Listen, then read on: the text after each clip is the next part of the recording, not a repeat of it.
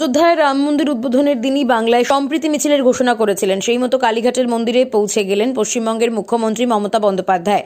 সেখানে মা কালীর চরণে পুষ্প নিবেদন করেন তিনি, পুজো দেন, করেন মন্ত্রপাঠ। কালীঘাটের মন্দিরে এদিন আরতিও করতে দেখা যায় তাকে। মায়ের দর্শন সেরে বেরিয়ে সম্প্রীতি মিছিলের সূচনা করেন তিনি। রবিবারের সম্প্রীতি মিছিলে সামিল হয়েছেন বিভিন্ন সম্প্রদায়ের ধর্মগুরুরা। ছিলেন অভিষেক বন্দ্যোপাধ্যায়, অরূপ বিশ্বাস, বাবুল সুপ্রিয়, ইন্দ্রনীল সেন, সুজিত বসুরা। বালিগঞ্জ ফাঁড়ি হয়ে পাক সার্কাসে গিয়ে শেষ হয় সম্প্রীতি মিছিল। পথে গড়চাই গুরুদুয়ারে গিয়েছেন মমতা। সেখানে প্রার্থনা সেরে আবারও রওনা দেন। এরপর যাত্রা এগোয় আবার পাক সার্কাসে। প্রথমে গির্জায় যান, সবশেষে যান মসজিদে। তারপর সভা থেকে বক্তৃতা দেন তিনি। রবিবার কার্যতই উৎসব মুখর থেকেছে গোটা দেশ। উত্তরপ্রদেশের অযোধ্যায় নবনির্মিত রাম মন্দিরের উদ্বোধন হয়েছে। রামলালা অর্থাৎ রামচন্দ্রের শিশুকালের মূর্তিতে প্রাণ প্রতিষ্ঠা করেন প্রধানমন্ত্রী নরেন্দ্র মোদী। সেই অনুষ্ঠান মিটে যেতেই সম্প্রীতি মিছিলের সূচনা হয় কলকাতাতে। আগেই যদিও এর ঘোষণা করেছিলেন মমতা, জানিয়েছিলেন রাম মন্দির উদ্বোধনের পাল্টা কিছু করতে চাইছেন না তিনি। 23শে জানুয়ারি নেতাজি সুভাষচন্দ্র বসুর জন্মদিন। তার আগে সর্বধর্ম সমন্বয়ে জোর দিতে এই উদ্যোগ।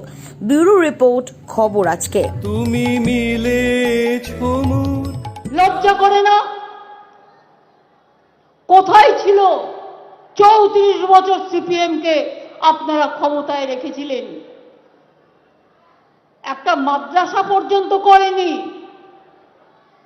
একটা বেরিয়াল গ্রাউন্ড পর্যন্ত করেনি, একটা শ্মশান পর্যন্ত করেনি, একটা চার্চ পর্যন্ত করেনি। কোনদিন দুর্গাপুজো হয়ে যেত না, কারণ তারা নাকি নাস্তিক, তারা কোনো ধর্ম মানে না। আমি ধর্ম মানি। আমি এখানে দাঁড়িয়ে বলছি তা নয়।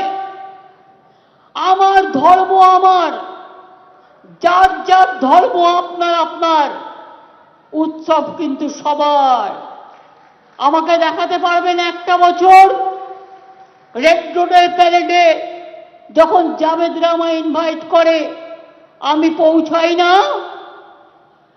ঈদের দিন এলাকায় এলাকায় মানুষকে ঈদ মোবারক করি না? রমজান মাসে যাই না? ববি জানে আমিও রোজা রাখি, আমি যেমন উপোসও করি। ও বাড়ির থেকে আমার জন্য একটু ছোলা সেদ্ধ রুবি করে দেয়, সেটা লুকিয়ে নিয়ে আসে আমার চেতলায়। অনেকে সে খবর রাখে না। আমি গুরুদ্বারায় যাই না। আমার মতো সবচেয়ে বেশি গুরুদ্বারা কে ভিজিট করেছে? আমি তো শুধু হাসি মারায় যে গুরুদ্বারা আছে, কতবার গেছি তার ঠিকানা নেই। হরিশ মুখার্জি রোডে আমি প্রায়ই যাই। আমি গুরু নানকের জন্মদিনেও যাই, আমি গুরু গোবিন্দ সিং এর জন্মদিনেও যাই। আর হালুয়াটা চেয়ে খাই, ওদের হালুয়াটা ভালো হয়, ওরা আমাকে দেয়।